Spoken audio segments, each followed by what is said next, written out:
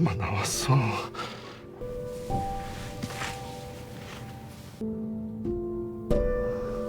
Hai Cinesider, balik lagi di Cineside. Di sini gue bakal ceritain alur cerita series biar kalian gak usah capek-capek untuk nontonin semua episode. Dan kali ini gue bakal lanjutin alur cerita series dari Squid Game, episode ke-9.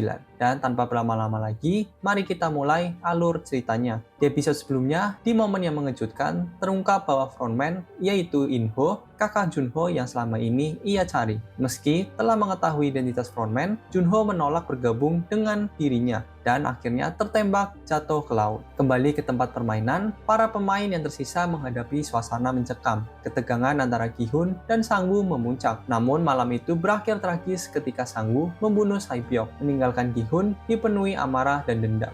Episode ini dimulai dengan suasana mencekam, terlihat Gi-hun dan Sang-woo sebagai dua pemain terakhir yang tersisa. Saat episode dimulai, Gi-hun dan Sang-woo saling berhadapan dengan tatapan yang tajam. Seseorang petugas muncul untuk melemparkan koin, menentukan siapa yang akan menjadi penyerang dan siapa yang akan menjadi tim pertahan.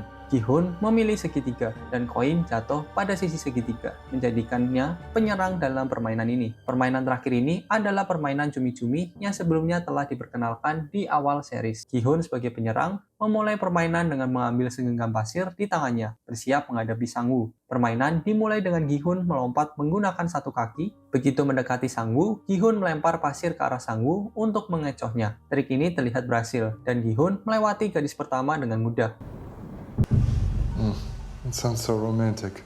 Saat permainan berlangsung, hujan mulai turun. Gi-hun dan Sang-woo terlibat dalam adu argumen di tengah pertandingan. Sang-woo mencoba membela tindakannya, mengatakan bahwa ia hanya mempercepat penderitaan dari Sae-byok dengan cara membunuhnya. Namun pernyataan ini hanya memperburuk kemarahan Gi-hun. Pertarungan sengit pun dimulai. Keduanya berbekal pisau di tangan masing-masing, bertarung tanpa henti di tengah hujan deras. Sang-woo yang hampir berhasil mendorong Gi-hun keluar arena, kemudian Gi-hun bahkan sempat tercekik oleh jas Sang-woo dan terkena beberapa tusukan.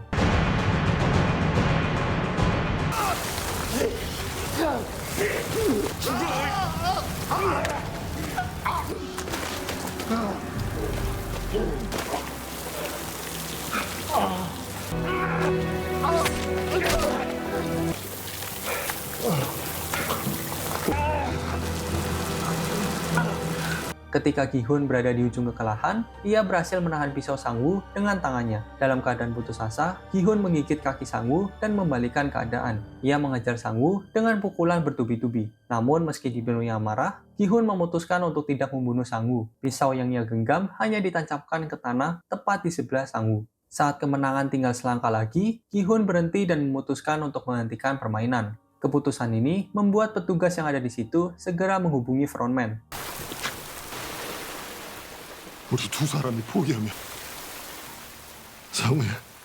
Para VIP tampak bingung melihat tindakan Gi-hun yang merelakan kemenangannya. Gi-hun kemudian mengulurkan tangan kepada Sang-woo, mengajaknya pulang bersama. Dalam percakapan terakhir mereka, Sang-woo mengenang masa kecil mereka. Namun tanpa diduga, Sang-woo menolak tawaran itu. Ia memilih untuk mengakhiri hidupnya sendiri dengan menusukkan pisau ke lehernya. Sebelum meninggal, Sang-woo berpesan kepada Gi-hun agar menjaga ibunya. Gi-hun menangisi kematian Sang-woo, tetapi akhirnya ia dinyatakan sebagai pemenang permainan. Hadiah uang dalam jumlah besar ditampilkan, dan para VIP tampak sudah meninggalkan lokasi kembali ke tempat asal mereka. Gi-hun kemudian berada dalam sebuah mobil bersama frontman. Dalam pembicaraan singkat, frontman mengucapkan selamat. Kesal dengan jawaban tersebut, Gi-hun mencoba bertanya lebih jauh.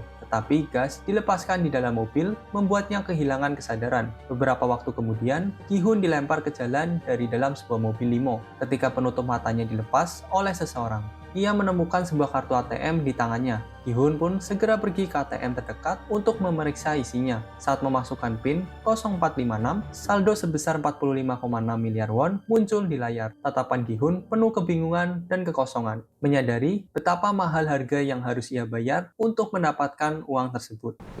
Gi-hun terlihat berjalan lesu kembali ke rumahnya. Dalam perjalanan, ia melewati toko milik ibu Sang-woo. Sang ibu yang mengenali Gi-hun memanggilnya. Gi-hun berhenti, tetapi ia hanya bisa diam, tidak mampu mengungkapkan kebenaran tentang Sang-woo.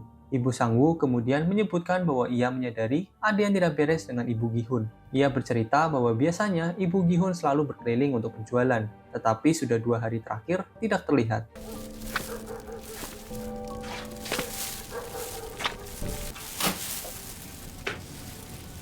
Setibanya di rumah, Gi-hun memanggil-manggil ibunya, tetapi tidak ada jawaban. Ia memasuki kamar ibunya dan menemukan sang ibu terbaring di tempat tidur. Dengan perlahan, Gi-hun menyentuhnya, tetapi ia segera menyadari bahwa ibunya telah meninggal. 엄마 나왔어.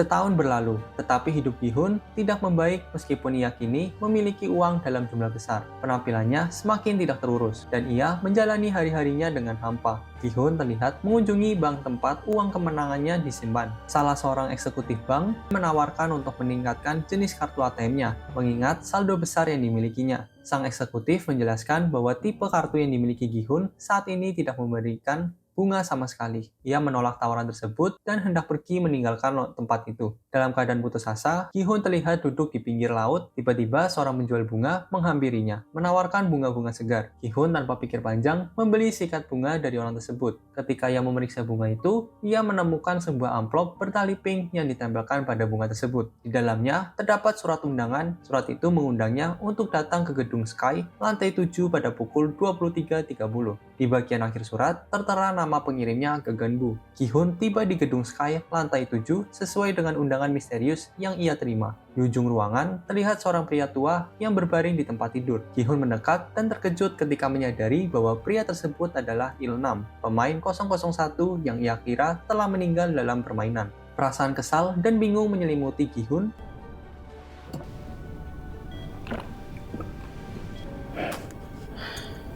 술이 취한 건지 Setelah menerima airnya, Il-nam mulai bercerita tentang seorang pria yang ia lihat terduduk lemas di pinggir jalan, seolah-olah mengabaikan konfrontasi Gi-hun.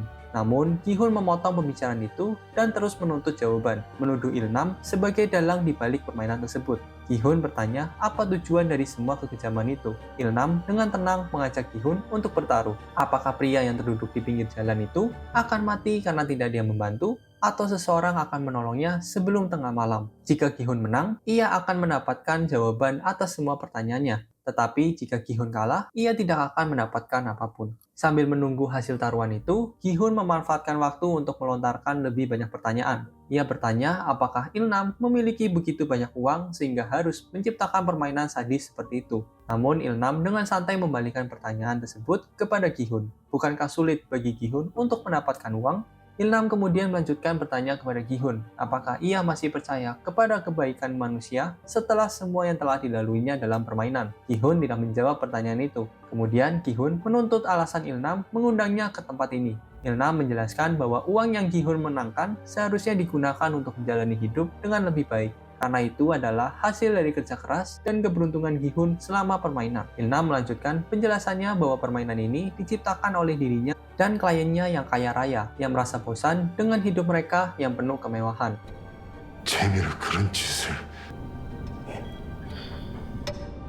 Gi-hun yang penasaran bertanya mengapa Il-nam memutuskan untuk ikut bermain dalam permainan tersebut. Dengan suara yang lirih, Il-nam menjelaskan bahwa ia ingin merasakan kembali kebahagiaan masa kecilnya, sebuah perasaan yang sudah lama hilang dari hidupnya. Ia juga mengakui bahwa alasan ia membiarkan Gi-hun hidup adalah karena ia merasa senang saat bermain bersama Gi-hun, yang membuatnya kembali mengenang masa kecilnya yang penuh tawa dan kebahagiaan. Ketika Gi-hun masih fokus memperhatikan pria yang terduduk di pinggir jalan, ia melihat sebuah mobil polisi datang untuk menolong pria itu. Tepat sebelum jam menunjukkan pukul 12 malam, Gi-hun memenangkan taruhan. Namun ketika ia berbalik untuk berbicara dengan Il-nam, ia mendapati Il-nam yang telah meninggal dunia. Tidak lama kemudian, frontman muncul di tempat itu. Frontman teringat pada kata-kata Il-nam bahwa lebih seru untuk ikut bermain sendiri daripada hanya menonton dari jauh. Gi-hun terlihat memotong rambutnya di sebuah tempat potong rambut. Ia juga memutuskan untuk mewarnai rambutnya menjadi merah.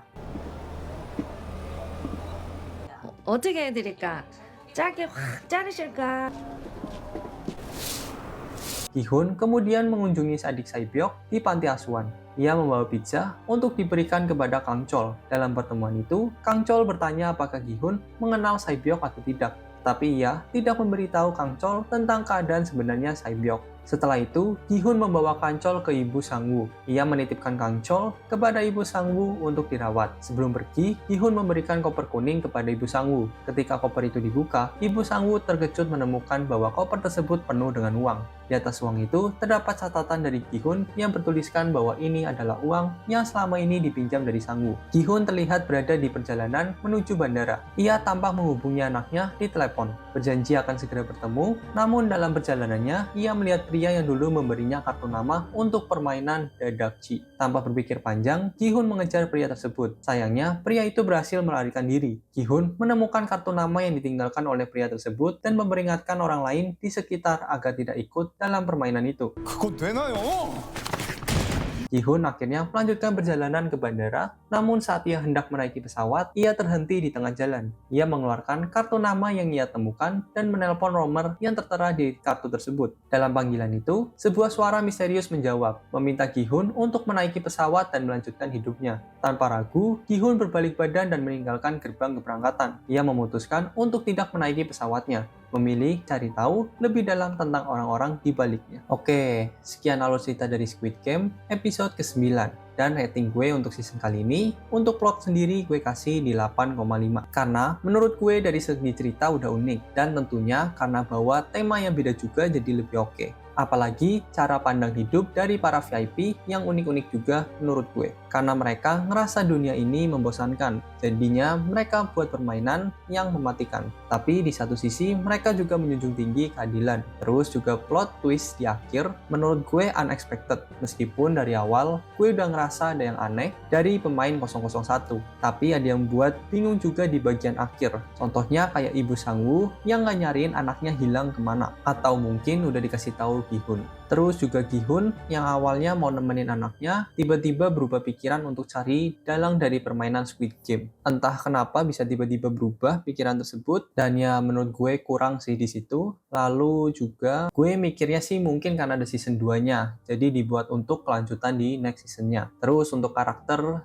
gue kasih di 9. Karakternya oke, karena nggak cuma antara protagonis dan antagonis, semua terasa kompleks. Dan kita bisa ngerasa setiap orang di sini punya alasan masing-masing untuk tindak seperti itu. Dan pengembangan karakter yang bikin kita tetap terhubung dengan mereka. Bahkan untuk Gi-hun sendiri, sebenarnya gue kurang suka sama karakternya, karena dia yang ngerasa Sang-woo tuh jahat banget. Padahal nggak ada bedanya sama Gi-hun itu sendiri. Karena mereka juga akan melakukan hal yang sama menurut gue kalau terdesak. Contohnya pas Gi-hun yang main kelereng, kan sama aja munafiknya menurut gue, karena dirinya yang manfaatin si pemain 001. Terus untuk pace gue kasih di 7,8. Gue ngerasanya kurang karena di episode keduanya dan di episode terakhirnya. Nah di episode keduanya kerasanya kayak para pemain yang awalnya dipulangkan terus nggak lama balik lagi. Jadi kerasa eman aja di satu episodenya, meskipun ada beberapa cerita juga yang diceritain sih di episode kedua untuk karakter developmentnya, cuman menurut gue cukup buang-buang waktu. Dan juga di akhir gue ngerasa entah kenapa kerasanya episode akhir itu tiba-tiba mereka udah dibawa aja ke tempat permainan, dan setelah Gi-hun menang pun ya udah nggak ada kelanjutannya atau gimana, kayak kerasa udah langsung kosong aja. Dan itu yang menurutku kurang sih untuk pace-nya. Lalu untuk sinematografi gue kasih di 8,5 karena menurut gue banyak adegan yang memorable. Pas bagian scene Sang-woo yang frustasi dan mabok di bathtub kamar mandi hotelnya itu oke banget menurut gue. Lalu juga sebelum dan saat pertarungan si Gi-hun dan Sang-woo itu juga keren menurut gue. Ya so far itu sih oke. Lalu untuk efek gue kasih di 8,2. Sebenarnya overall oke, tapi masih kerasa kayak kurang natural. Yang di bagian scene lampu hijau dan lampu merah di akhir itu kan ada penutupnya tuh. Nah itu kerasa kayak kurang natural aja. Nah, jadi overall rating dari gue untuk season ini ada di 8,4/10. Dan kalau kalian punya opini yang beda, boleh banget untuk komen di kolom komentar. Dan kalian bisa request juga untuk series apa lagi yang mau dibahas untuk next-nya. Bye-bye!